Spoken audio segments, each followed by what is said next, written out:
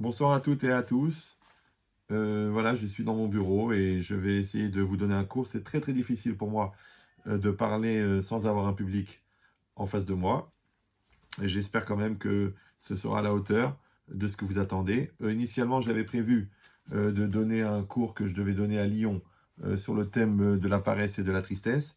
Mais vu les circonstances, j'ai choisi de faire autre chose. C'est pour ça que j'ai un petit peu tardé parce qu'il a fallu que j'écrive un plan en dernière minute, voilà, dans une inspiration de tout de suite. Voilà ce que je voulais vous dire. Vous savez qu'une fois, hein, il y a un rave de Chassidout, un rabbi, qui a dit à ses élèves qu'il fallait toujours vivre avec son temps, qu'il fallait vivre avec son temps. Donc les élèves se sont demandé, mais qu'est-ce qu'il veut le Rav, qu'est-ce qu'il veut dire? Et ils ont commencé à se casser la tête. Et eux, c'est des chassidim, ça fait 600 ans qu'ils sont habillés avec le Streimel et avec l'habit noir et les collants blancs. Et est-ce que ça veut dire qu'il faut s'habiller moderne? Est-ce que ça veut dire qu'il faut arrêter d'étudier la Torah? Est-ce qu'il faut faire autre chose de leur vie et tout ça? Et ils ont été voir le Rav. Ils lui ont demandé, mais qu'est-ce que ça veut dire quand vous avez dit qu'il faut vivre avec son temps? Et il a répondu, il a dit, il faut vivre avec la paracha de la semaine. C'est-à-dire qu'en vérité, la paracha de la semaine, elle donne à chaque fois tous les éléments dont on a besoin pour comprendre les circonstances dans lesquelles on est en train de vivre.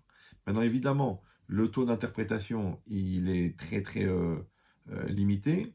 Et moi-même, personnellement, depuis plus de 35 ans, j'ai jamais voulu rentrer dans ce calcul d'essayer de lire l'actualité, parce qu'il y a Chaye Olam et Chaye Shara.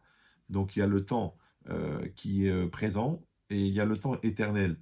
Maintenant, moi, j'ai toujours voulu travailler sur les fondamentaux, pas sur l'actualité, parce que c'est vrai que l'opportunité de lire l'actualité et de la traduire, elle est tentante, mais d'un autre côté, on a un taux d'erreur qui est tellement grand, tellement fort, que c'est très risqué, et malheureusement aussi de faire des prévisions et de faire des calculs et de faire des annonces, c'est très dangereux. C'est pour ça que le Rambam, il dit que à la fin des temps, il ne faudra pas faire des comptes et des programmes, et ça va se passer comme ça, et ça va se passer comme ça, parce qu'au fond, il y a des grandes marloquettes, il y a des grandes discussions dans les Chachamim, et que, encore une fois, le taux d'erreur, il est énorme, et il dit qu'il faut avoir une émouna klalit, une émouna générale de ce qu'Hachem attend de nous, c'est-à-dire que nous restions des bons juifs dans l'application de la Torah, et dans une émouna qui soit forte, et surtout dans la joie. Donc, c'est pour ça que c'est très très compliqué de faire une lecture. Maintenant, je me suis permis, parce que ce Shabbat, en lisant la paracha, j'ai eu quelques éclairages. Donc, c'est une lecture tout à fait personnelle. Elle n'engage que moi. Je ne suis pas Moshe Rabbeinu. J'espère seulement que ça vous apportera du nachat et de la simcha. Et ça nous renforcera à tous notre relation avec Hachem. Alors, au début, c'est très intéressant quand on lit la paracha de Kitissa, puisqu'a priori, le Kitissa, ici, on parle que la Torah elle demande qu'on compte les bénis Israël en donnant le Machatzit à Shekel. Et comme il est interdit de compter les bénis Israël, donc c'est pour ça qu'Hachem a demandé qu'ils donnent chacun une pièce. Il dit en comptant les pièces plutôt que de compter les personnes, puisque chaque personne est un infini, et c'est impossible de cumuler les infinis. Tu ne vas pas dire un infini, plus un infini, plus un infini. Donc, c'est pour ça qu'on a demandé de compter les pièces. Ça, c'est le langage simple. Mais Kitissa, en hébreu, ça veut dire aussi lorsque tu élèveras, lorsque tu vas élever les bénis Israël, quand tu vas les faire monter. Ben, nous, on sait très bien qu'on parle, bien sûr, de montée spirituelle, d'élévation spirituelle, et que par rapport à ça, la Torah, en fait, elle propose un programme directement pour le faire. Et là, j'ai été touché parce que quand la Torah, elle parle de ça, tout de suite, qu'est-ce qu'elle demande? Elle demande la mitzvah de Kior. On sait très bien que le Kior, dans le Mishkan, c'était cette espèce de récipient, là, un peu de réserve d'eau, avec des robinets, pour que les Kohanim puissent se laver les mains. Se laver les mains, ici, ça veut dire quoi? Ça veut dire que pour se présenter à Kadosh Baruch Hu, pour faire le service divin, les Kohanim, ils doivent être purs. C'est pour ça qu'ils devaient se laver les mains et les pieds. Aujourd'hui, on ne se lave pas les pieds, parce qu'il dit le Harizal qu'on ne connaît pas les kavanotes, les pensées qu'il faudrait avoir pour pouvoir accomplir cette mitzvah, d'enlever l'impureté des pieds. Donc on se contente de se laver les mains en souvenir de comment est-ce que les Kohanim aussi se lavaient les mains. Il dit maintenant sur ce principe de lavage des mains, ce qu'il faut arriver à comprendre, c'est que c'est pas simplement l'eau qui coule sur les mains qui rend les mains pures. Il dit le Ben Ishraï, au moment où on doit se laver les mains, on doit prendre le keli dans la main, l'ustensile, et on doit verser. Et c'est Koach Adam, ça s'appelle la force de l'homme. La force de l'homme, ça veut dire que c'est pas le robinet, c'est pas l'eau qui coule qui va purifier, c'est le fait qu'il y a une intention d'un homme de verser cette eau. Maintenant, le geste, il est accompagné d'une intention. Il dit lors Ben Ishraï que cette intention, elle doit être justement de se purifier, justement de s'élever. Et c'est pour ça que quand on fait la bracha al netilat yadaim, d'accord, on lève les mains vers le ciel pour offrir nos mains à Kadosh Baruch Hu. Alors c'est intéressant que cette mitzvah-là, puisqu'elle part de l'intention, c'est-à-dire dans quel esprit je suis au moment où je veux faire netilat yadaim. Et la logique de l'intention, si on la prend un petit peu par l'humour à l'inverse, quand quelqu'un veut se débarrasser d'un problème ou ne pas avoir une responsabilité, il dit en français, je m'en lave les mains. Mais ça, c'est dans le côté immature. Dans le côté mature, le contraire, quand la personne, elle va se purifier, ça veut dire qu'elle va prendre cette intention positive de s'élever et d'élever son corps pour Hachem en versant l'eau sur les mains. Et dit donc, c'est une circonstance qui doit s'appliquer normalement au Kohanim. Mais nous aussi, nous faisons cet avoda de nous laver les mains. Il dit positivement. De la même manière, quand quelqu'un va se mettre en situation positive de s'élever, d'accord, en disant je mets les téphilines ou je mets le talit sur la tête, il peut mettre le talit parce que c'est lors de la prière. Ou il peut dire tiens, je vais en profiter pour avoir ce moment d'élévation avec Hachem de la même manière que je suis entouré par le talit, je suis entouré par la lumière d'Hachem qui éclaire ma vie. De la même manière, il peut mettre les téphilines parce que c'est l'heure, parce que c'est le moment, parce qu'il doit vite partir au travail, ou il peut aussi mettre les téphilines en disant, comme c'est marqué dans le Shulchan Aruch, je vais soumettre mon cœur et mon esprit à Kadosh Baruch Hu, et je vais me rappeler de tous les miracles que Kadosh Baruch Hu m'a fait en sortant d'Égypte, et que Hachem il continue à intervenir dans ma vie. Du coup, ici, l'intention qui va accompagner le geste de mettre les téphilines va être une forme d'élévation. De la même manière ici, quand on nous parle de se laver les mains, donc automatiquement, c'est quelque chose qui va élever la personne. Aujourd'hui, dans l'actualité, on parle beaucoup, beaucoup de se laver les mains. C'est très intéressant que toute la journée, on nous répète « lavez-vous les mains, lavez-vous les mains, lavez-vous les mains ». Et dans le passouk, c'est marqué « Verachatsu yedehem ». Ouais, et ils laveront, et vous laverez vos mains, « Veraglem » et vos pieds, « Velo yamutu » et vous ne mourrez pas. « Veita lahem chokolam » ce sera pour vous une loi éternelle, « O le zaro ledorotam ». Donc moi, je le lis personnellement, encore une fois, ça n'engage que moi, comme un petit clin d'œil, que Akadosh Baruch Hu nous dit que, vous voyez, il y a un rapport entre le fait de se laver les mains et le fait de ne pas mourir. Et aujourd'hui, qu'on est tous concernés par ce virus bizarre, donc on est en situation de le faire. Juste après, la Torah nous donne la mitzvah des Ketoret. La mitzvah des Ketoret, vous savez, ce sont ces 11 épices, 11 éléments qu'on devait mettre ensemble pour fabriquer les encens qu'on allait brûler dans le Beth Amikdash. Maintenant, on sait que les Ketoret, ils représentent quelque chose de très très élevé. Et d'ailleurs, les grands rabbinim aujourd'hui, Rav Shlomo Amar et d'autres encore, ont proposé aux gens de lire les Ketoret avec la Kavana, et même de les lire en tzibour, de lire en communauté. Et la force des Ketoret, elle est connue qu'elle est liée aussi par rapport à la sauvegarde de l'épidémie. D'ailleurs, quand il y a eu l'épidémie, quand les Bnei Israël ont fauté et qu'il y a eu une épidémie, après Korach, à ce moment-là, c'est marqué que Aaron, il a pris les Ketoret et il s'est mis à courir dans le temple, dans le camp, et partout où il passait, la Magéfa s'arrêtait. Partout où il passait avec les Ketoret, avec les encens, alors l'épidémie s'arrêtait.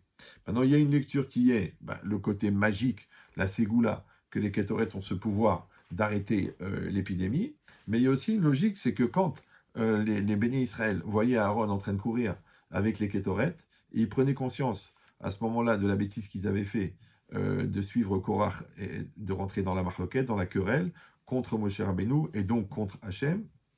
Et cette prise de conscience, elle les a amenés à la Teshuvah, et cette Teshuvah, elle arrête la progression. Pourquoi? Parce qu'en vérité, la logique, c'est quoi? C'est comme si le peuple, il ressemblait à un corps. De la même manière que la maladie, malheureusement, elle se développe dans le corps, et que cette maladie, elle est liée aussi à des circonstances et à un terrain mental. Oui, quand la personne va renforcer son terrain mental, qu'elle veut se battre, qu'elle veut s'en sortir, automatiquement, elle pourra limiter la dégénérescence de la maladie, alors que le contraire, si la personne, elle est faible moralement et physiquement, et qu'elle désespère, eh ben son désespoir va être un petit peu le combustible qui va alimenter la maladie pour aller, chas shalom, vers la fin. Donc, cette kétorette, en vérité, cet encens, c'est un ensemble d'éléments, et ces éléments-là, c'est une fumée qui va monter vers le ciel. Or, la terre, eh ben, c'est nous, c'est les hommes, le ciel, c'est Hachem, et la kétorette, eh ben, c'est cette fumée qui relie le ciel et la terre. Cette fumée, elle correspond à quoi? Elle correspond à la pensée, à l'intention de l'homme, à la spiritualité de l'homme, que l'homme, il va transmettre cette spiritualité. Or, c'est là-bas, c'est marqué dans les 11 kétorettes, dans les 11 éléments qui constituent la kétorette, qu'il faut qu'on amène Chelbena. Et les Chachamim, ils expliquent que Chelbena, en vérité, ça correspond à quoi? Ça correspond aux mécréants, aux juifs qui sont éloignés. Et la Gemara dans Ta'anit, elle dit qu'on ne peut pas faire un Ta'anit de prière, c'est-à-dire si on fait un jeûne, par exemple parce qu'il y a une sécheresse, et qu'on veut prier, on ne peut pas faire cette prière si parmi la communauté, il n'y a pas aussi, entre guillemets, des Réchaïm, des gens éloignés. Ici, c'est pareil, comme un peu comme dans le Loulav, on a réuni les 4 sortes. De la même manière, dans la prière, il faut réunir les 4 sortes. Donc, c'est pas bien de séparer, de dire celui-là il est religieux, celui-là il n'est pas religieux, celui-là il est à côté de la plaque. Chacun il a ses circonstances, et chacun il a ses choix, et chacun il a sa responsabilité devant Hachem. Mais nous, en tant que béni Israël, on ne doit jamais avoir un regard négatif, d'accord? Et même si c'est marqué Ouave Hachem Sinora, que celui qui aime Dieu, il va haïr le mal, c'est bien précisé que c'est celui qui a accompli c'est le mal qu'il faut haïr, et non pas celui qui accomplit le mal, puisque dans les 3 quarts des cas, celui qui accomplit le mal, de toute façon, il est lui-même téléguidé par son Yetzer Hara, donc il n'a pas vraiment un niveau de responsabilité très fort. Maintenant, lui, c'est à lui de prendre conscience et de faire teshuva par rapport à ça, mais nous, on ne doit pas le dénigrer ou le rejeter, puisque Hachem lui-même le supporte. Alors pourquoi est-ce que nous, on ne le supporterait pas? En tout cas, c'est intéressant que cette kétorette, en fin de compte, qui est l'ensemble des encens, qui représente tous les styles dans la communauté, eh ben, elle va monter vers le ciel, elle va monter vers Hachem, et elle va arrêter la Magéfa. Donc, il faut prendre dans cet esprit-là, que ici, la Torah, juste après, elle nous dit qu'on doit prendre sur nous cette kétorette, et de le faire avec cette unité, cet amour, cette solidarité. Et comme on parle, on a vu même le président Macron, maintenant il a parlé beaucoup de solidarité, mais nous aussi, on doit avoir cette conscience de la solidarité, mais au-delà de la solidarité physique et mentale, il faut aussi avoir une solidarité spirituelle. C'est-à-dire que nous sommes solidaires, c'est un, ouais, comme solitaire. D'ailleurs, sol, ça veut dire uni, ça veut dire nous sommes solidaires, donc nous fonctionnons ensemble dans cette logique-là de proximité et d'acceptation et d'amour envers les autres. Maintenant, c'est intéressant que juste après, la Torah, elle donne la mitzvah par rapport au Mishkan, c'est-à-dire tous les ustensiles qui étaient nécessaires dans le Mishkan. Le Mishkan, c'est le sanctuaire, l'endroit où on accueille Hachem. Et là-bas, on nous donne la liste de tout ce qu'il y avait dans le Mishkan. D'accord? Donc, il doit y avoir la menorah. Donc, c'était ce candélabre-là qui amenait la lumière. Il doit y avoir le shulchan. Il doit y avoir la table, d'accord, sur laquelle on amenait les lechem apanim. Il doit y avoir aussi le Aaron à Kodesh, bon, cette armoire sainte dans laquelle on contenait la Torah. Maintenant, ils disent les commentaires, entre autres, que le Mishkan, en fin de compte, c'est quoi? Eh ben, par rapport au temps où il y a le temple, eh ben, ça correspond au temple de Jérusalem. Avant ça, ça correspondait au Mishkan, qui avait le sanctuaire qu'on avait dans le désert qui était démontable. Mais aujourd'hui, que nous n'avons pas le Beth Amikdash, donc le sanctuaire, en fin de compte, c'est quoi? Ben, c'est la synagogue, c'est le Beth Amidrash, et c'est la maison. Et de la même manière, dans la maison, un homme, il va avoir la menorah, donc il va avoir la lumière, et il va avoir le shulchan, il va avoir la table, et il va avoir le Aaron. Le Aaron, c'est-à-dire toute la Torah qu'il va avoir dans sa maison. Il dit, quelqu'un, il doit être capable de comprendre que, comme elle dit la Gemara, que le shulchan aujourd'hui, même quand on est à table, on peut décider d'être à table pour bouffer, d'accord, pour manger, pour profiter, mais aussi on peut profiter de la table pour faire des brachot avec la kavana, pour être proche de la famille, pour avoir un échange avec chacun, pour s'élever spirituellement aussi, parce que la relation qu'on entretient avec la nourriture, c'est la relation qu'on entretient avec nos pulsions, parce que la base de toutes les pulsions, c'est la relation à la nourriture. Donc on peut aussi se servir de la table Ouais, pour faire un effort, de pas forcément finir l'assiette, de pas forcément être toujours dans la tahava, de pas forcément, heu, je sais pas, ne manger que ce qu'on aime, d'accord? Manger plus que ce qui est bon pour la santé plutôt que manger que ce qu'on aime. Et tous les nutritionnistes, vous l'expliqueront, bah, tout ce qui est bon au goût, c'est mauvais pour la santé, c'est bizarre, mais si vous aimez la charcuterie, bah, c'est pas bon pour la santé, mais si vous mangez 14 kilogrammes d'haricots verts, c'est pas dangereux pour la santé. Donc ça veut dire qu'il y aurait une logique de avoda, de service divin à travers la nutrition, c'est-à-dire la relation qu'on entretient avec la nourriture, pour lutter contre l'état avod, pour lutter contre ces pulsions matérialistes qui en fin de compte aussi nous séparent d'Akadosh Baruch Hu. Mais aussi c'est l'occasion de dire merci à sa femme pour le bon repas qu'elle a préparé, pour les efforts qu'elle fait, d'avoir mis en place ce repas, de prendre un temps encore une fois pour les enfants. C'est aussi le shulchan. D'accord? De la même manière, la menorah, c'est-à-dire la lumière, la symbolique, on a la lumière à la maison. Bon, bah, c'est bien, les gens, ils vivaient dans des cavernes, ils vivaient avec une petite lampe à pétrole pour s'éclairer. Nous, on a la lumière. Ça veut dire qu'Hachem, il nous facilite la compréhension de la vie, il nous facilite la compréhension de la Torah, il nous éclaire au niveau de la Parnassa pour les trois quarts d'entre nous, il nous donne la santé. Donc tout ça, c'est aussi la menorah. Donc de voir ça dans la fabrication de son Mishkan personnel, de son sanctuaire personnel, dans lequel Hachem va résider, parce que c'est marqué Veshachanti Betocham, je résiderai parmi vous. Et le Haron, évidemment, le Haron, c'est cette armoire sainte dans laquelle il y avait la Torah, et c'est là-bas que c'est le temps qu'on va consacrer à la Torah, l'étude qu'on va mettre dans la Torah. Tout ça, ça va être, en fin de compte, les éléments qui vont constituer notre sanctuaire. Donc, juste la Torah, elle parle de ça. Et juste après, la Torah, elle parle, toujours dans Kitissa, Et Shabtotai Tishmeru ki ot I beni ou benechem. Ouais, mon Shabbat vous garderez, car c'est un signe entre vous et nous. D'un seul coup, paf, la Torah, elle passe, elle change de sujet, et elle parle du Shabbat. D'accord? On sait l'importance du Shabbat, on sait combien c'est un lien privilégié avec Akadosh Baruch Hu, c'est aussi un signe entre nous et Hachem, combien est-ce que nous sommes attachés à sa création, puisqu'en appliquant le Shabbat, eh ben, nous prouvons que Dieu a créé le monde, et nous sommes témoins de cela, et en même temps, nous montrons notre attachement. C'est-à-dire que le fait de vivre le Shabbat aujourd'hui, 6000 ans après que le premier Shabbat a commencé, 3500 ans après que la Torah a ordonné le Shabbat, c'est aussi une manière de formuler combien est-ce que nous voulons avoir ce lien privilégié avec Hachem. Or, on sait que Shabbat est un des noms de Dieu. Comme s'il dit le Zohar, que Shabbat Shmed et Kutshaberichu, donc, et que la mitzvah, c'est de s'unir à Dieu, et de s'unir à Dieu, c'est de s'unir avec son nom, parce que son nom, en fin de compte, c'est quoi? Le nom, c'est la capacité, c'est la partie de Dieu que Dieu a rendue perceptible. C'est comme si vous êtes là, avec votre copain, vous êtes avec David, et vous vous appelez Chaim, et vous parlez de Moshe. Vous dites, ah, tu connais Moshe, alors Moshe, c'est un gars sympa, Moshe, il est super, Moshe, tiens, je vais lui faire du bien, tiens, Moshe, je vais faire une mitzvah, je vais l'aider, je vais lui faire un cadeau. Quand tu parles de Moshe, Moshe n'est pas là, mais tu parles de ce qu'il le représente. Donc son nom, en vérité, c'est la représentativité de Moshe qui intervient entre Chaim et David. De la même manière, le nom d'Hachem, eh ben, c'est la réalité de la perception qu'on peut donner à Akadosh Baruch Hu dans la réalité du quotidien. Or, puisque Shabbat, c'est un nom de Dieu, donc c'est la proximité avec le Shabbat et la Shmira du Shabbat, le fait de garder le Shabbat, alors c'est une logique de proximité avec Hachem. Or, Hachem, il est la source de la vie, il est Mekor HaChaim, il s'appelle la source de la vie, il est Chai Vekayam, il est vivant éternellement. Et d'ailleurs, la mort, c'est quoi? La mort, c'est juste qu'Hachem s'écarte de la personne, c'est ce qui fait que la personne meurt. Donc le contraire, quand la personne est proche d'Hachem, eh ben, elle est proche de sa volonté, de la Torah, qui Esraim I, la Machazikim c'est un arbre de vie pour ceux qui se renforcent.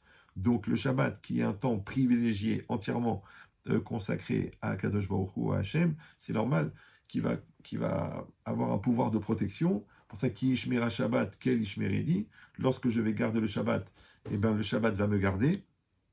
Donc c'est bien que dans cet esprit-là, la paracha, elle parle du Shabbat. Il dit, et juste après, la Torah nous raconte l'épisode du veau d'or.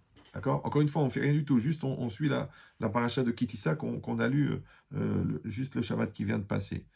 Et la Torah nous parle du veau d'or. Et cette faute-là, bon, il y a un cours entier qui a été consacré si vous avez l'occasion de l'écouter sur ma chaîne YouTube.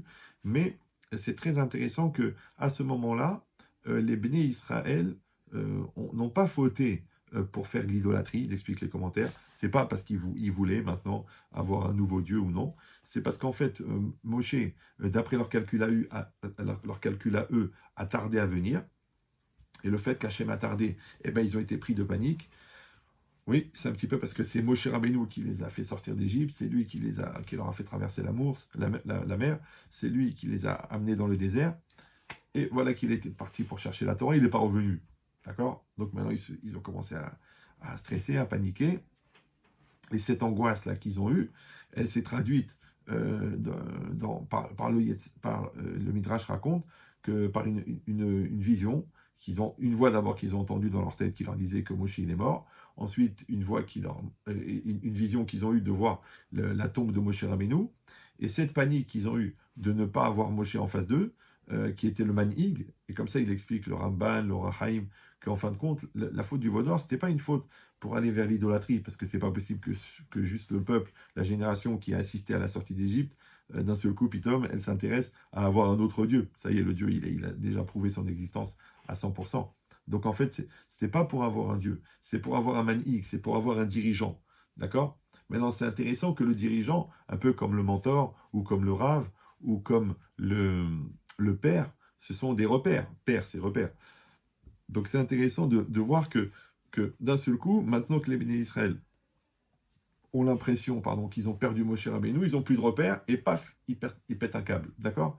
Un peu comme un enfant, que tant qu'il est dans son cadre familial, dans le cadre de l'école, dans le cadre de la yeshiva, il est sérieux, il est clair, il est bien dans sa tête. Et d'un seul coup, paf, il part en vacances, hop, il met tout en l'air, il se met en short, il fait des bêtises, il fume n'importe quoi. Ouais. Ou alors quelqu'un, il est dans son cadre familial et ça se passe très bien. Et puis alors, il part pour aller travailler. Et puis il est dans un autre cadre et là-bas, il est là, et de l'alcool et des femmes. Mais qu'est-ce qui lui arrive? Comment ça se fait que quand tu perds ton cadre, ou quand tu perds ton mentor, ou qu'il y a un vide en fin de compte, ce vide-là, eh ben, c'est ça ce qui engendre l'idée. Maintenant, j'ai expliqué déjà plusieurs fois dans les cours pour les redoublants que, en fait, un des avantages de la réalité des parents physiques, c'est quand on se sert des parents physiques pour fabriquer les parents psychologiques. C'est-à-dire le fait d'avoir un père devant moi qui me donne vérité, affirmation, et ben c'est ça qui développe le père psychologique. C'est-à-dire qu'à l'intérieur, ma structure mentale, ma force d'affirmation, la manière, le fait d'avoir une mère qui va me donner la sensibilité, la créativité, l'amour, la tendresse, c'est ça qui va développer chez moi cette capacité à créer, à prendre l'initiative, à faire. Donc, de la même manière qu'il existe un père et une mère physique, il existe un père et une mère psychologique. Maintenant, la communion des deux, entre la rigueur qui est donnée par mentale et l'affirmation qui est donnée par le père et la sensibilité par la mère, et ben ça donne ce qu'on appelle en français la maturité, c'est-à-dire un équilibre entre mon cœur et mon cerveau. Et dans la spiritualité, c'est la même chose.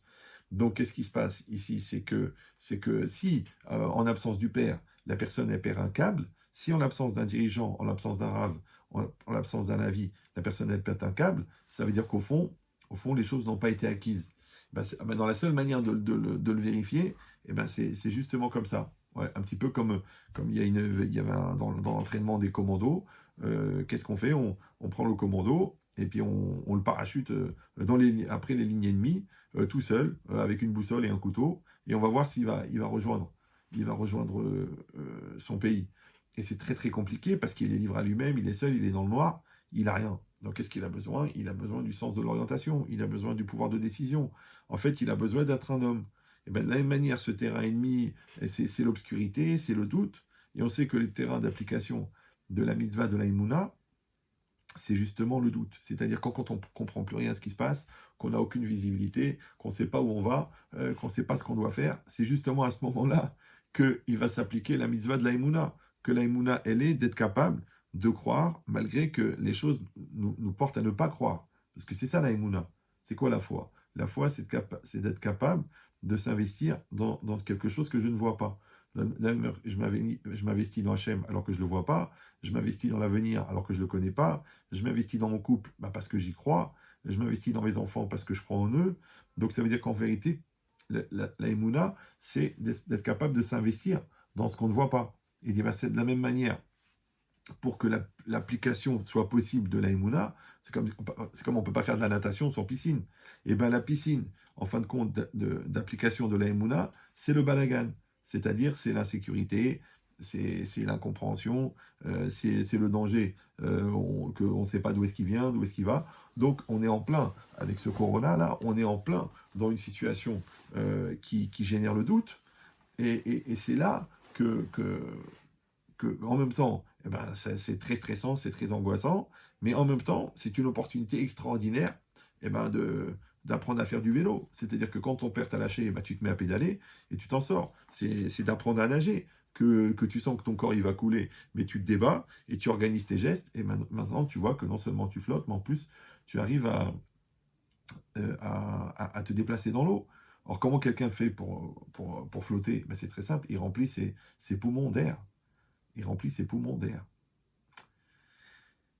Ouais. Et quand tu vas remplir tes poumons d'air, eh ben tes poumons ils deviennent comme une bouée. C'est ça qui te fait flotter. Comme ça, j'explique aux enfants quand je leur apprends à nager, je dis mais tu peux pas couler si tu remplis tes poumons d'air. Ouais. Malheureusement, quand la personne elle absorbe de l'eau et les poumons sont remplis d'eau, eh ben, c'est comme un sac rempli d'eau et la personne elle va couler. Et donc la logique, le contraire, c'est que tes poumons doivent être remplis d'air. Or l'air en hébreu, ben, c'est aussi ruach. Ruach, c'est l'esprit. Et tu peux avoir Ruach Elohim, c'est-à-dire l'Esprit de Dieu.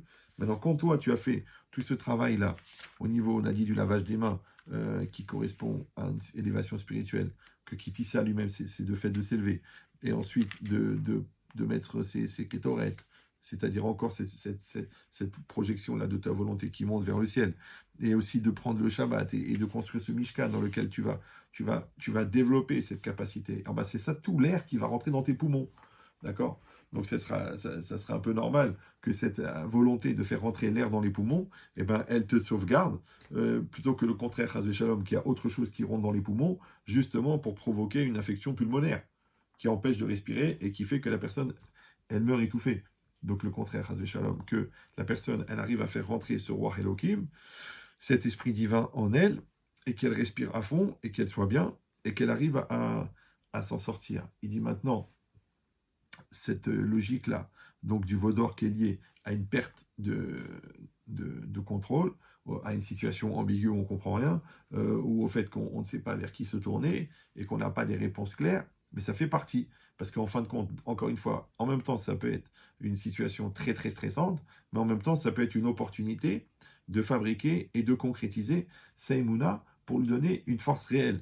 Parce que c'est qu'en passant l'examen qu'on atteint le niveau du dessus, c'est qu'en sublimant une colère qu'on devient calme, c'est qu'en sublimant sa radinerie qu'on devient généreux, c'est qu'en sublimant son ego qu'on arrive à fabriquer son couple.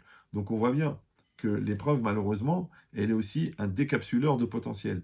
Donc ici, notre épreuve, elle est par rapport à la Emouna, donc c'est normal que ça soit un décapsuleur de Emouna. Maintenant, si on rentre dans la logique de la panique, du stress et du mal-être, et de l'angoisse et du refus de Dieu, eh ben c'est comme quelqu'un qui s'énerve et qui croit qu'en s'énervant, ça règle le problème. Ou qui panique et qui croit qu'en paniquant, ça règle le problème. Alors je sais ce que les gens vont dire. Oui, mais c'est pas quelque chose de naturel. Enfin, au contraire, c'est naturel, c'est une réaction naturelle, puisque c'est plus fort que nous. Et bien justement, c'est le moment de s'interroger qu'est-ce qui est nous et qui est-ce qui est plus fort que nous. Et s'il y a un truc en nous qui est plus fort que nous, ça veut dire que le nous, il n'est pas assez fort pour lutter contre cette chose-là. Voilà. D'accord? Donc, quand je vais renforcer mon jeu et renforcer mes mounas, et renforcer ma croyance, et renforcer ma confiance, et renforcer mon respect de moi-même et de l'autre, et mes valeurs, donc automatiquement, ma personne, elle va être beaucoup plus forte. Donc, il n'y aura pas quelque chose en moi qui est plus fort que moi. Donc, quand je serai en situation de stress, je ne vais pas dire c'est plus fort que moi, puisque c'est moi qui contrôle la chose. Donc, ça ne veut rien dire que la chose, elle soit plus forte que moi. Par contre, si j'arrive pas à fabriquer cette personne à l'intérieur, ce jeu qui est capable de lutter contre cette agression extérieure qui est plus forte que moi, effectivement, alors je me laisse emporter par le courant de la peur, de la panique. Donc c'est pour ça que le vide de Moshe Rabbeinu, la perte, le fait qu'il n'y avait pas la présence de Moshe Rabbeinu, eh bien ce vide-là, c'est ça ce qui a provoqué. Or Moshe Rabbeinu, il correspond à quoi? Il correspond à notre spiritualité, à nos valeurs, à notre spiritualité acquise. C'est ce qui est vraiment à l'intérieur de nous-mêmes, ce qui est vraiment éduqué, inscrit et gravé en nous. Maintenant, si, Chazvé Shalom, Moshe n'est pas là. Ça veut dire quoi? Ça veut dire qu'il y a un vide de spiritualité en moi. D'accord? Donc, ce que les gars appellent un passage à vide. D'accord? Les gens disent, vous savez, en fait, c'est vrai, j'ai fait une dépression, mais j'ai eu un passage à vide. J'ai perdu mon travail, ou alors après mon divorce, j'ai eu un passage à vide, ou alors après la maladie, bah, j'ai eu un passage à vide. Donc, ça veut dire quoi, passage à vide? Le passage à vide, ça veut dire qu'il y a un vide. Or, le vide n'existe pas, tout le monde le sait. D'accord? La science a cette phrase extraordinaire de dire la nature n'aime pas le vide. C'est pour ça que j'ai expliqué 1 million de fois que quand vous videz la bouteille d'eau, automatiquement elle se remplit d'air. Pourquoi? Parce que je pourrais dire non, il n'y a plus d'eau, mais il n'y a rien. Non, c'est pas qu'il n'y a rien, il y a de l'air. Donc ça veut dire que l'air, en vérité, il est rentré dans la bouteille par la personne qui a enlevé l'eau. Voilà. C'est-à-dire que si moi je n'ai pas une dynamique volontaire, vigilante et positive de mettre en moi de la confiance et de la croyance et du rapport à Hachem, et un moi très très fort et volontaire et bessimra, dans la joie, ce vide-là que j'ai créé en ne mettant pas ce qu'il faut, c'est ça ce qui fait un appel d'air pour faire rentrer toute la panique extérieure. C'est pour ça que si on regarde Internet toutes les 5 minutes et les annonces radio et tout ça, on panique de plus en plus. C'est normal parce que chacun, c'est ça la force d'Internet, c'est la libération de la voix et chacun qui a une bêtise à dire, il va la dire. Ouais, peut-être quelqu'un ne l'aurait jamais écouté, mais comme il y a la force des relais sociaux, donc ça fait un feu de camp. Il s'est connu que les plus grands, ça fait un feu de forêt, je veux dire, et on s'est connu que les plus grands incendies, ils commencent par un mégot. Donc après, la question, c'est de savoir si au moment où la rumeur, elle arrive, est-ce qu'à l'intérieur de moi, j'ai une personne très forte et très construite qui va relativiser la gravité, ou alors il n'y a personne dedans, à l'intérieur de moi. Et s'il n'y a personne, alors à ce moment-là, cette rumeur, elle va rentrer, elle va s'amplifier. Et comme on sait que Dvarim Asicheli Menamita Hatazman, les choses de l'esprit ne sont pas soumises au temps ni à l'espace, donc quand j'ai une angoisse à l'intérieur, elle se développe à l'infini. Par contre, si moi je suis très très fort à l'intérieur, l'angoisse, elle prendra la taille qui lui est due, c'est-à-dire une information. Bon, j'ai entendu qu'on a dit ça, bon, on verra si ça se vérifie, si ça se vérifie pas. Donc ma capacité à relativiser et surtout à ne pas subir la déflagration de l'agression extérieure, elle dépend si je suis construit ou non. Rappelez-vous cette phrase célèbre de Ben Chetrit que que oh là là, que la force de l'agression extérieure dépend du vide intérieur. Donc de la même manière, quand on fait ce travail-là, de comprendre que la société, en fin de compte, elle correspond à ça, parce que c'est ce qu'elle propose, ça s'appelle un veau d'or, d'accord? C'est-à-dire qu'il y a de l'or partout, et souvent une tête de veau. Donc de dire, bon ben voilà, il y a du superficiel, il y a du vide, d'accord? Et moi je me remplis de ce vide, parce que quand je me remplis de télé, je me remplis de bêtises, je me remplis d'émissions idiotes et de clips musicaux et de feuilletons et de films et d'informations stressantes, en fin de compte, j'ai rempli ça. Et ça, pour moi, ça correspond au veau d'or.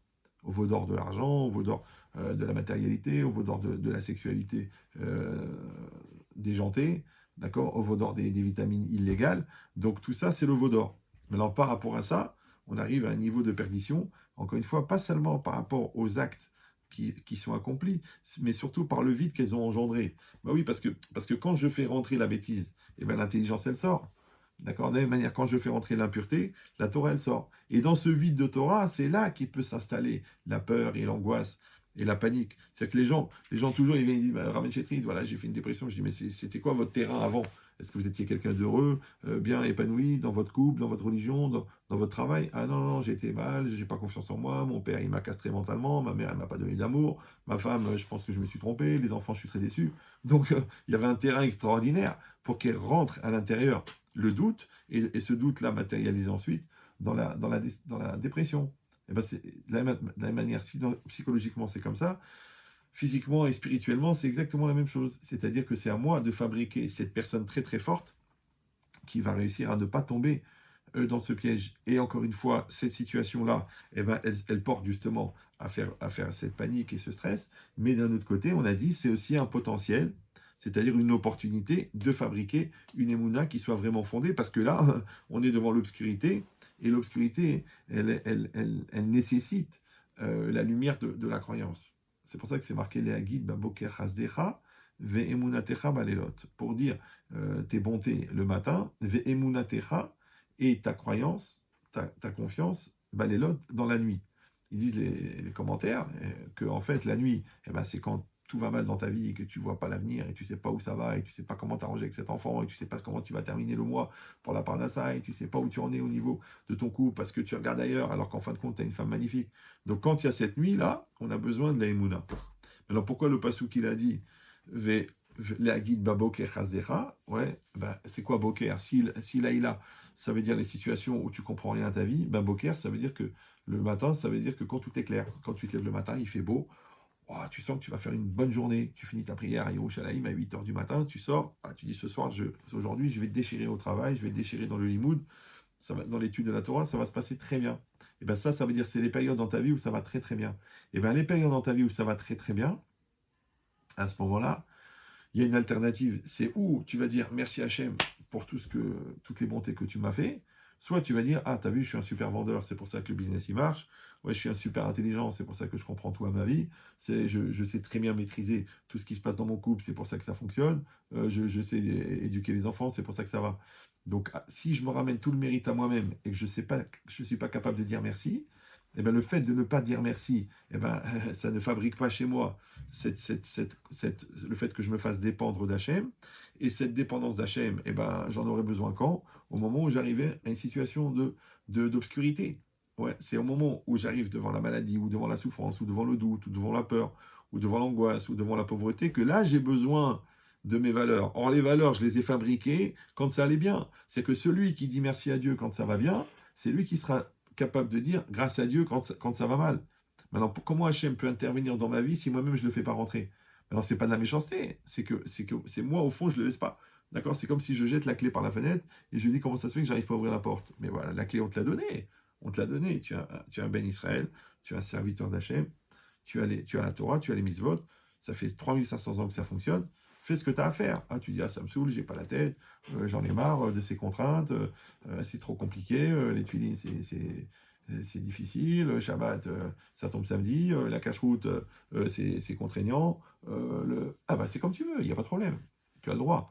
Mais après, si les clés qu'on t'a données, les 613 clés qu'on t'a données, tu les jettes par la fenêtre, ne t'étonne pas qu'après, devant les 613 serrures de la vie, chaque serrure, tu ne trouves pas la clé. Ben, c'est normal, tu les as jetées. Donc tu peux faire le contraire. Maintenant, ce n'est pas une question de chantage, de dire tant pis pour toi. Non, c'est une question logique. Comme si quelqu'un n'a pas appris l'étape multiplication, après il rate le bac à cause d'une erreur de calcul. Tu dis, mais c'est idiot. Tu dis, ah, j'ai été maudit. Non, tu n'es pas maudit, c'est juste que tu n'as pas appris l'étape de multiplication. C'est pareil, comme si quelqu'un ne travaille pas ses midotes, ses qualités personnelles. Il est coléreux, il est embêtant, il est laxatif, il est lourd. D'accord? Après, il divorce. Après, il dit, il divorce. Pourquoi? Ah bah parce que je suis trop entêté, parce que je maîtrise pas ma colère, parce que je maîtrise pas ma bouche. Il dit, ah ouais, je suis maudit, c'est le bon Dieu qui m'a détruit. Mais non, t'as pas détruit. C'est juste que tu n'as pas développé les outils qui étaient nécessaires pour ensuite pouvoir réussir ton couple. Donc c'est exactement pareil. Hachem nous a donné les clés. Et ben s'il nous a donné les clés, ben évidemment, c'est qu'il va y avoir des serrures. Donc quand il y aura une clé, il y aura une serrure qui s'appelle la colère, eh ben, on t'a donné une clé qui s'appelle la patience. Quand il va arriver un moment, une serrure qui s'appelle difficulté de parnassa, d'argent, eh ben, on t'a donné une clé qui s'appelle le bitachon. Donc quand on va t'envoyer la serrure du couple, on t'a envoyé une clé qui s'appelle la bonté. Parce que la bonté, c'est ça ce qui va construire ton couple. Donc ça veut dire quoi? Ça veut dire qu'en vérité, la capacité à utiliser les vraies valeurs, parce que c'est ça le problème, c'est que qu'est-ce qui fait les Yetzirah? C'est qu'il nous propose des fausses valeurs. De quoi tu es sûr que toi, de toute façon, si tu manges bio, c'est comme si tu mangeais cachère. Si tu as une salle de bain, c'est comme si tu allais au mikvé. Si tu pars en week-end de détente, bah, c'est comme si tu faisais Shabbat. Si tu fais une fête avec des danseuses toutes nues, c'est comme si tu as fait une bar mitzvah. Donc, en fait, c'est que tu as remplacé les vraies valeurs de la Torah par des fausses valeurs. Alors le problème un petit peu avec les fausses valeurs, c'est que tu ne peux te rendre compte qu'elles sont fausses qu'au moment où tu en as besoin. C'est pour ça que Rav Dessler, il dit que c'est un peu un phénomène. C'est comme si quelqu'un se noie, Hadé Shalom, le bateau il coule, et le gars se noie. Et il essaie de trouver quelque chose pour s'accrocher, il trouve rien, mais il voit de la paille qui flotte. Et qu'est-ce qu'il fait? Il essaie de s'accrocher à la paille, d'accord, dans l'espoir que la paille va le faire flotter. Alors n'importe qui a fait un peu de physique, il sait qu'un corps flottant, il peut faire flotter une autre personne seulement s'il a à peu près l'équivalence au niveau flottaison. Donc si je trouve une planche qui flotte, un morceau du bateau qui flotte, et moi je m'accroche à ça, eh ben, je peux flotter. Mais la paille, elle ne peut pas me faire flotter, parce qu'elle elle est trop légère elle-même. Et donc elle ne peut pas me faire flotter à moi. De la même manière, quand quelqu'un est dans la mer, et c'est l'expression connue, quand tu es vraiment dans la mer, ouais, et ben tu vas chercher les valeurs. Maintenant, tu vas chercher les valeurs qui sont solides, les valeurs qui ont traversé les siècles, les valeurs qui ont traversé les souffrances, qui ont traversé les pogroms, et qui sont encore là. Ouais, c'est les valeurs de la Torah. Si tu dis non, non, moi j'ai pas besoin, moi j'ai les valeurs de la télévision, j'ai les valeurs de l'humour, j'ai les valeurs du cinéma, j'ai les valeurs de la médecine. Fais attention parce que c'est des valeurs qui passent, qui évoluent, qui changent, qui coulent, qui disparaissent. Ce ne sont pas des valeurs qui sont chayer olam, c'est-à-dire qui sont éternelles. Ce sont des valeurs chayesha, hein, c'est ponctuel. Ça fait un petit effet sur le moment, mais après très vite, ça se refroidit et ça perd les valeurs. Donc si je vois que je me tourne vers des fausses valeurs, c'est qu'en vérité, je n'ai pas acquis les bonnes valeurs. Maintenant, le problème, c'est que acquérir les bonnes valeurs, ça s'appelle en français revenir à l'essentiel. Alors ça, c'est intéressant.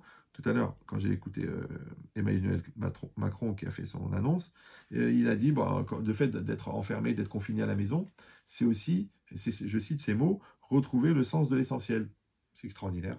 Voilà, maintenant qu'on nous fait du moussard à la télévision, d'accord? Donc retrouver le sens de l'essentiel. Et en vérité, c'est quoi le sens de l'essentiel? Bon, lui, il a dit par rapport à la famille, par rapport à l'équilibre, par rapport à la solidarité, par rapport aux autres. Oui, c'est très joli ça. Mais ça, c'est pour le corps. Mais au niveau de l'âme, au niveau de l'intériorité de la personne, au niveau du nefesh, eh ben, le sens de l'essentiel, c'est très simple. L'essentiel, eh ben, c'est l'essence du ciel. L'essence du ciel, c'est Hachem. Donc revenir à l'essentiel, en fait, c'est revenir à Dieu. Et c'est un peu la logique. C'est un peu la logique du confinement. C'est-à-dire que quand quelqu'un est enfermé, eh ben, il ne peut pas aller vers l'extérieur, donc automatiquement, il va revenir vers lui-même. D'accord? C'est pour ça que aussi le Zohar, il dit que la nuit, elle a été créée pour l'étude de la Torah. Alors, ils expliquent les commentaires que le jour, et tu vois tout, tu vois ce qui se passe, tu vois que ça bouge, tu vois qu'il y a du travail, tu vois qu'il y a des opportunités, tu vois qu'il y a des gens, tu vois qu'il y a des discussions possibles. Donc, automatiquement, tes yeux et ta tête, ils partent vers l'extérieur. Mais la nuit, bah, quand tout est fermé, étant tout éteint, imagine un village de montagne, d'accord, en Haute-Savoie, il est 11 heures du soir, bah, c'est fermé, hein, il y a pas de café, il n'y a pas de sortie, il n'y a pas de boulangerie, il n'y a pas de bowling, il n'y a plus rien. Donc, qu'est-ce qui se passe? Tu vas être recentré sur toi-même.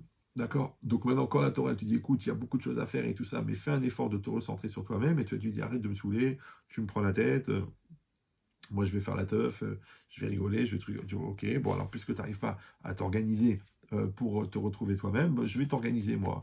Ouais, Hachem il dit, tiens, moi je vais te mettre en place une situation où tu seras vers toi-même, un peu comme la maladie.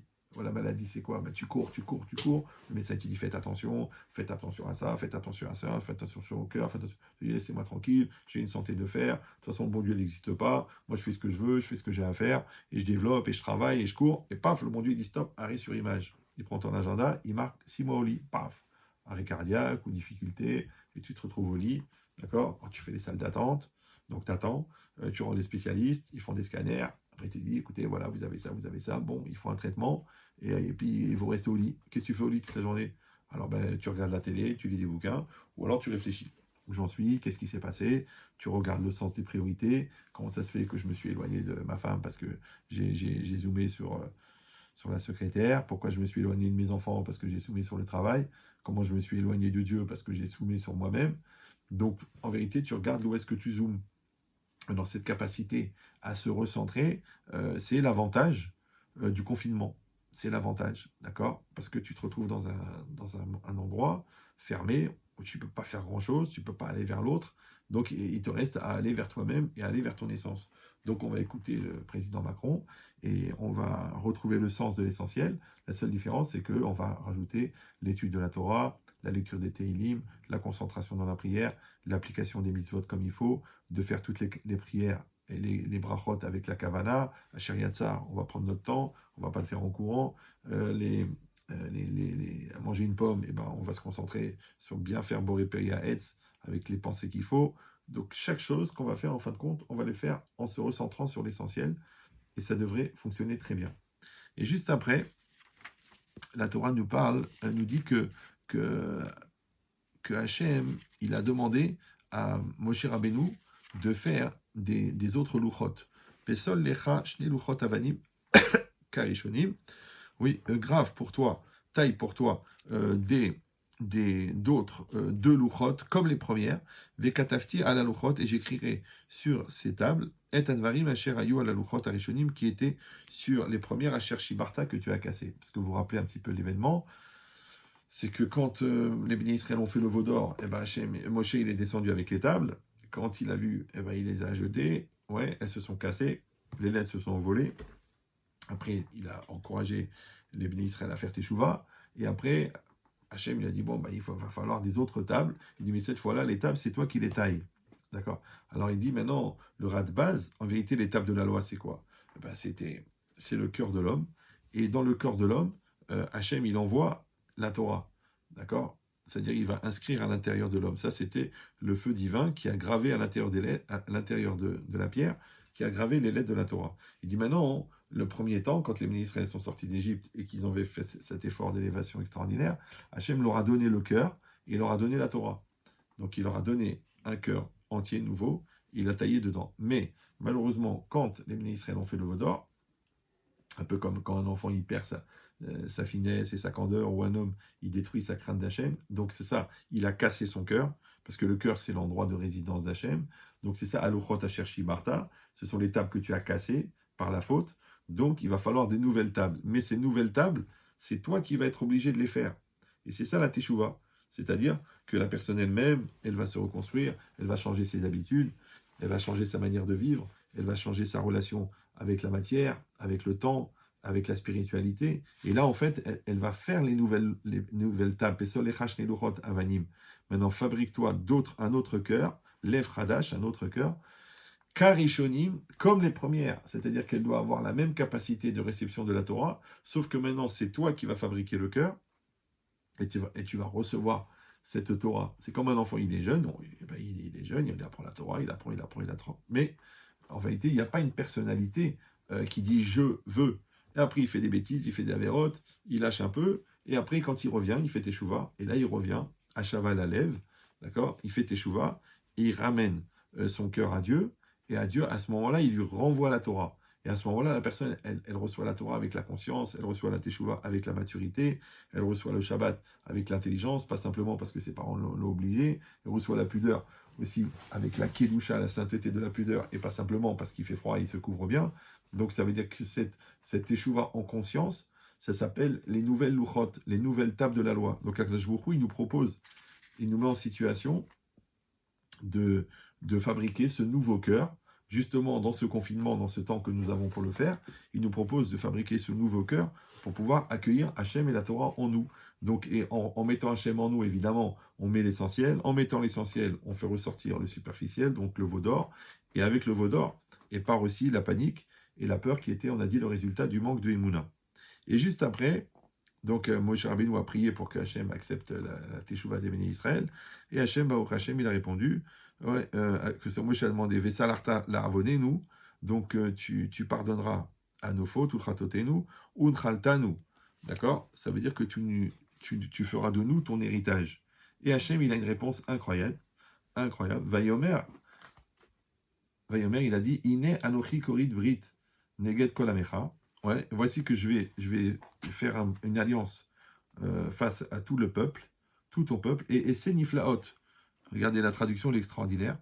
Ouais, je ferai des merveilles telles qu'il ne s'en est jamais produites sur toute la terre et parmi toutes les nations. Et tout le peuple au milieu duquel tu te trouves verra combien est redoutable l'œuvre d'Hachem. Donc alors là, on arrive vraiment à une situation bizarre. C'est comme si là, Hachem, à l'avance, il annonce un petit peu la période du Mashiach. Encore une fois, je ne suis pas du tout prédicateur et je ne suis pas dans ces ambiances-là de se lancer dans les excitations, mais juste on lit la paracha et ça n'engage que moi. D'accord. Je ne suis pas, encore une fois, je ne suis pas Moshe Rabbeinu, mais je le prends comme une occasion de m'élever spirituellement, de voir un message positif que Hachem me dit que puisque vous êtes investi et qu'il y a eu cette échouva et que vous avez pris sur vous et que vous avez retrouvé vos vraies valeurs, alors moi, qu'est-ce que je vais faire? Je vais refaire une alliance avec vous. Et dans cette alliance-là, vous allez voir des miracles. Que Bezrat Hashem, très très rapidement, on va voir des miracles extraordinaires qui n'ont jamais existé sur la Terre. Ben évidemment, parce que pour se sauver d'une maladie pareille, d'une épidémie pareille, il va falloir des miracles qui n'ont jamais existé, puisque ce type de danger aussi puissant n'a pas existé jusqu'à maintenant.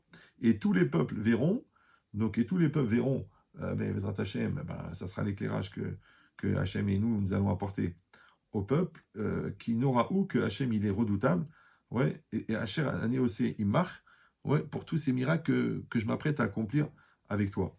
Donc voilà, c'est une invitation que Hachem nous donne de se préparer, de faire cet effort-là. Et toute cette démarche qu'on vient de raconter maintenant, qu'on vient d'expliquer, en fin de compte, qui correspond un petit peu à notre réalité contemporaine, de ce qu'on est en train de vivre, et ben c'est ça qui va amener. Maintenant, si on pousse encore plus, juste après, d'accord, et là on voit pas tellement le rapport, d'accord, on était là, après la faute du veau d'or et tout, et d'un seul coup, il vient, Etra Kamatzot Tishmor, Shivat Yamim, la fête des Matzot, vous garderez 7 jours. D'accord. Donc là, maintenant, Pitom, la Torah, elle nous parle de la fête de Pessah et de la fête de Shavuot.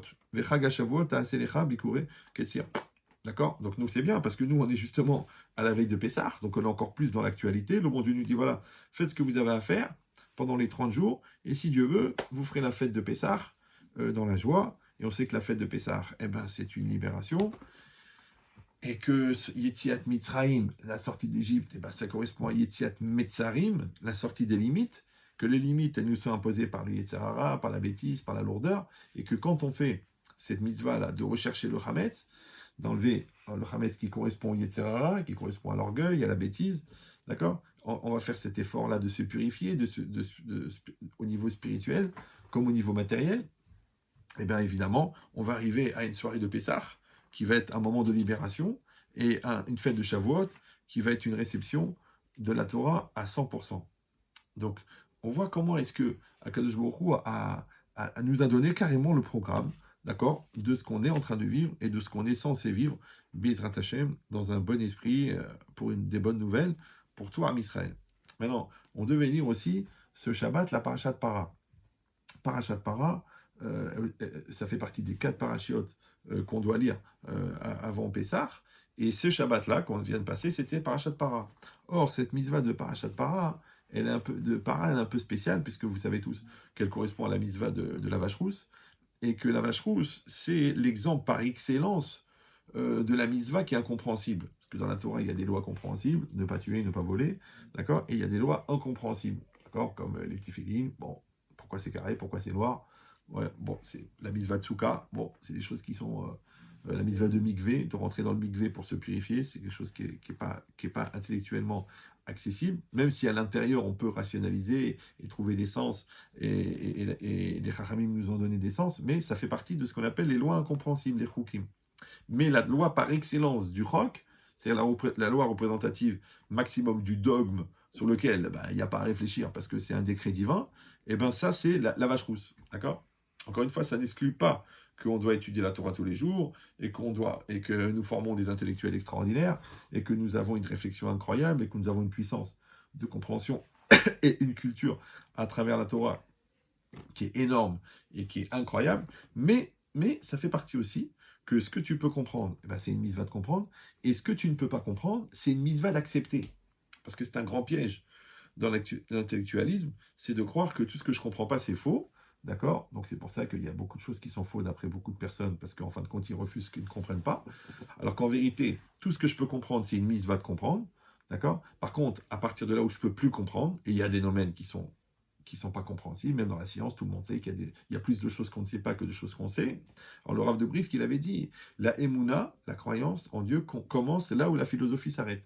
C'est-à-dire que jusqu'aux limites de ton rationnel et ton cerveau, tu as une mitzvah de te casser la tête dans la physique, dans le monde réel, dans la psychologie, et encore plus dans la Torah, dans le Rashi, le Tosfot, le Ramban, tout ce que tu peux faire pour essayer de comprendre, tu dois le faire. Mais quand tu arrives à une limite de la compréhension, là, à ce moment-là, c'est une autre attitude qu'il faut avoir, c'est une attitude d'Emouna, d'accepter les événements tels qu'ils sont, d'accord. Dans la vie, c'est pareil, s'il y a un problème d'argent, tu te casses la tête, tu trouves un prêt, tu empruntes, tu règles le problème. Si tu as un problème avec l'autre, tu t'excuses, tu t'arranges avec lui. Mais quand c'est des choses qui sont incompréhensibles, comme par exemple un truc que tu ne peux pas gérer qui s'appelle le coronavirus, d'accord, Donc maintenant, tu peux monter en l'air, bon, on va faire tout ce qu'il faut faire, ok, on va pas serrer les mains, on va pas être proche, on va faire attention à ce qu'on respire, on va faire attention à se laver les mains et tout, ne pas être ensemble et tout. Mais ça, c'est la partie qu'on peut faire. Mais la partie qu'on peut pas faire, voilà, c'est de laisser dans l'air. Tu peux faire maintenant. Tu te rapproches de quelqu'un, tu touches un caddie, n'importe quoi, ouais. Tu prends peut-être ça s'est fixé sur une lettre que tu as reçue par la poste. Donc qu'est-ce que tu vas faire? Tu vas rentrer dans la psychose. Non, tu vas dire ce que je peux comprendre, je le comprends. Ce que je peux pas comprendre, je l'accepte. D'accord. Maintenant, le fait que je l'accepte, en fin de compte, je me mets en situation de mettre la partie que je comprends pas toute ma vie, mais la partie que je comprends pas, je la mets entre les mains d'Hachem. Je dis, écoute, Hachem, moi j'ai fait ce que je peux. Le reste, c'est toi qui t'en occupes. Si le contraire, si non, non, non, moi je comprends tout, je suis un scientifique, je suis un malin, je suis un mec intelligent, je suis un intellectuel, donc il n'y a pas de bon Dieu, c'est moi qui me débrouille. Alors, le bon Dieu il dit, bah, si tu penses que tu vas te débrouiller, donc eh ben, tu vas faire ce que tu as à faire, tu vas faire ce que tu peux faire. Pour le reste, tu t'adresseras au rave très connu au Maroc, qui s'appelait Debrasek, d'accord, ça veut dire débrouille-toi, parce que tu maîtrises pas tout. Tu maîtrises pas tout. Donc, il faut avoir ce réflexe, d'accord? Cette capacité qui évite d'ailleurs la destruction, de dire que quand je peux, bah, je le peux, quand je peux pas, je peux pas. C'est comme si j'ai le feu à la maison, j'essaie d'éteindre, j'arrive pas. Eh ben, j'appelle les pompiers, d'accord? La grand-mère, elle fait un malaise. Bon, ben, j'essaye de la réveiller, de lui faire des soins, j'arrive pas, j'appelle le SAMU. Il y a des gens, non, non, j'appelle pas le SAMU, non, j'appelle pas. J'appelle pas le RAV, non, j'appelle pas le psychologue, j'appelle pas le médecin, je me débrouille tout seul. Bon, ben écoutez, nous assistons à l'enterrement de Maurice, dont la qualité essentielle était l'entêtement. D'accord? Donc il faut faire l'inverse. Dans la partie qui t'incombe, encore une fois, et que tu es en maîtrise, c'est une mitzvah de te casser la tête et de faire des efforts pour trouver des solutions. Mais la partie où tu ne maîtrises pas, ou la situation où tu ne maîtrises pas, tu dois t'en remettre à Dieu. D'accord, c'est normal. Comme l'enfant, il trouve pas, il cherche, il trouve pas. Qu'est-ce qu'il fait? Il appelle papa, papa, maman. Eh ben toi, appelle ton père, Avinu chez Bachamein, pour que Hachem il puisse le faire. Donc c'est normal maintenant que justement dans ces circonstances où on est dans un vécu qui est incroyable, qui est inimaginable, qu'il y a un mois on n'osait pas penser que ça pourrait arriver, et qu'on ne sait même pas comment gérer ce truc-là, et on ne sait même pas comment ça vient, et comment ça se développe, et comment ça passe, et comment ça va nous arriver, qu'on est dans un balagan total, c'est normal qu'il est venu la Torah, et les Chachamim nous ont dit de lire Parashat Para. C'est maintenant qu'il faut lire la Parashat Para, et c'est un peu logique aussi. Pourquoi? Parce que la, la parachat para, on a dit, c'est l'incompréhensible qui vient répondre, à la situation incompréhensible que d'acceptation. Et on dit que la mitzvah de Paradouma, et il dit, Rav Moshe Darshan, rapporté dans Rashi, elle vient pour réparer la faute du veau d'or. Donc c'est intéressant que juste la paracha où on lit le veau d'or, juste après, on nous demande de lire para. D'accord? Donc en vérité, c'est quoi? Pourquoi? Parce qu'on a dit le veau d'or, c'était quoi? C'était une perte de repères. Et quand la personne, elle perd des repères, eh ben, elle est paniquée complètement. Maintenant, quand toi, tu as des repères, eh ben, c'est très bien. Et ben, quand tu n'as pas de repères, au lieu de basculer dans le veau d'or, eh ben, tu lèves tes yeux au ciel et tu dis, Bézat Hachem, Hachem, il va m'aider, parce qu'il n'y a pas de raison, puisque ça fait 3500 ans qu'il nous accompagne dans des épreuves encore plus dures que celle-là. Donc ça veut dire quoi? Ça veut dire que je vais me mettre entre les mains d'Hachem, et malgré que je ne comprends rien, mais je l'accepte. Il dit, cette logique-là, c'est ce qui se passe. Il dit, maintenant, par rapport à ça, tout ça, en fin de compte, c'est un travail qu'on vient de faire ensemble. Vous voyez, on a juste lu la paracha, on a lu étape par étape, encore une fois. Je n'ai pas dit que je saurais le faire sur chaque paracha, je n'ai pas dit que c'est vrai. Ouais, je vous dis que ce sont des clins d'œil que je perçois à travers la paracha. Voilà, on les a lus ensemble. D'accord? Maintenant, par rapport à ce qu'on se rapproche de faire la fête de Pessah, alors j'ai eu cette réflexion aussi, que maintenant on va nous demander de rester à la maison, de rester confiné, et que le danger, ben, il est à l'extérieur, et on ne sait pas par où il va rentrer, par où il va venir. Et ça ressemble bizarrement à cette situation où les Béné Israël étaient pendant la Makat Bechorot, ouais, la Makat Rocher et la Makat Bechorot, cette obscurité-là. Et ensuite, la plaie de l'obscurité et la plaie surtout de la mort des premiers-nés, où c'est marqué que Hachem a traversé, et à ce moment-là, il y a des gens qui sont morts, il y a des gens qui sont restés vivants, et que les bénis Israël, on leur a demandé de ne pas sortir et de rester à l'intérieur des maisons, et qu'Hachem allait passer au-dessus, Passar Hachem, parce qu'Hachem il est passé, c'est ça, c'est le même mot, d'accord? C'est le même mot, et Passar, ça veut dire qu'Hachem il est au-dessus, et il nous protège. D'ailleurs, c'est pour ça que cette nuit-là, elle s'appelle l'El Shimurim, la nuit des protections, et qu'on espère que Hachem, dans cette obscurité-là, où, encore une fois, il y a de la lumière, il fait jour, mais l'obscurité de la compréhension, l'obscurité de la peur, eh ben, on sait entre guillemets, l'ange de la mort, il est en train de se promener, et d'avancer, et de faire ce qu'il a à faire. Mais nous, on doit avoir cette force-là, d'être à l'intérieur de la maison, à l'intérieur de notre cœur, à l'intérieur de notre famille, avec cette émouna, avec cet amour d'Hachem, avec cette implication plus forte dans les mitzvot, puisqu'on a plus de temps, puisque carrément on nous met au chômage technique pour qu'on puisse étudier la Torah, on nous enlève les impôts pour pas qu'on ait le souci, on nous enlève les charges salariales pour qu'on puisse enlever le souci, on nous arrête les prêts, on met en suspens les prêts pour qu'on puisse avoir la tranquillité d'esprit. Donc tu as tous ces éléments-là que Hachem y met en place pour qu'on puisse justement faire ce travail de se renforcer dans le rapprochement d'Akadosh Baruch Hu, de se recentrer sur l'essentiel, d'avoir cette proximité.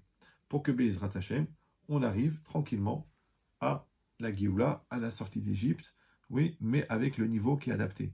Parce que la vérité, de vous à moi, d'accord, si tout allait bien, on était tranquille sur la plage en train de siroter et en train d'écouter le Rabbi David de Guetta, le Rav de Ibiza, d'accord, je ne sais pas si on aurait été dans un espace et dans un esprit de recevoir le Mashiach.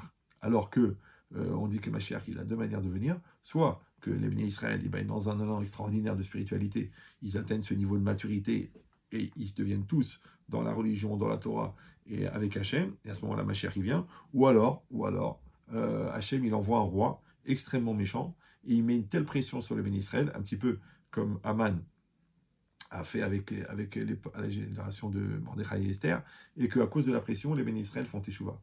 D'accord? Maintenant, encore une fois, il ne faut pas prendre la pression comme une espèce de chantage, parce que vous savez comment il fait l'idiot. Ben, quand on lui demande rien, il fait rien, et quand on lui demande, il dit arrête de me harceler. Mais en fin de compte, c'est toi qui as généré le harcèlement par le fait que tu n'as rien fait. D'accord? C'est comme si moi je rembourse pas l'argent que je dois, après je dis ouais, le mec il arrête pas de me téléphoner. Mais baba, c'est toi qui as créé ce harcèlement en ne rendant pas. Donc nous, on a une dette extraordinaire envers Hachem. C'est qu'il nous donne la vie, il nous donne la santé, il nous donne la protection, il nous donne un pays extraordinaire, il nous donne une Torah extraordinaire, on nous donne une génération extraordinaire. Donc c'est à nous de faire ce qu'on a à faire, notre partie à nous, c'est-à-dire de payer ce qu'on doit payer en tant que juifs, puisque nous sommes des serviteurs d'Hachem et désignés pour ça. Donc, on fait ce qu'on a à faire. Quand on fait ce qu'on a à faire, lui, il fait ce qu'il a à faire. Il nous amène Bezrat Hachem, la Géoula. Donc, il nous reste à prier, à s'investir, à avoir cette élévation du cœur. Et encore une fois, de prendre comme une opportunité de revenir à l'essentiel, de mettre de la joie dans sa vie. Alors, mettez de la musique, chantez, d'accord? Ne vous angoissez pas, ne stressez pas. Recentrez-vous sur la prière. Celui qui ne sait pas prier en hébreu, qui prie en français. Faites le Berkat Amazon, la prière après le manger, même en français, c'est pas grave, d'accord? Faites des Teilim, étudiez la Torah, il y a plein de trucs sur Internet, prenez des livres, posez-vous devant un texte, prenez un chumash traduit français-hébreu et fixez un petit peu un temps d'étude tous les jours. Vous pouvez faire une Mishnah par jour, il y a des sites Internet, il y a tout ce qu'il faut, vous pouvez faire le Daf Yomi. Si ça vous intéresse, il y a un site qui s'appelle lamishna.fr, la Mishnah, L-A-M-I-C-H-N-A.fr. Vous avez la possibilité là-bas par le Rav Beressi d'étudier une Mishnah par jour. Et vous avez aussi le Daf Yomi. Là, c'est pareil, www.dafyomi.fr. Mais évidemment, vous avez encore beaucoup d'autres rabbanim qui enseignent. Donc, vous prenez un temps, d'accord? Ne devenez pas Kolelman, c'est pas la peine, mais vous prenez un temps et vous fixez pour l'étude. Vous prenez un temps pour vous asseoir avec vos enfants. Vous prenez un temps pour les aider à faire les devoirs qu'ils vont recevoir par Internet. Vous prenez un temps pour parler avec votre femme, faire un bilan de couple positif et dire voilà, maintenant qu'on est ensemble. Ouais, parce que souvent, il y a des problèmes. Moi, les pires périodes pour le Shalom Bayit, c'est les vacances. Parce que les gens sont tous ensemble.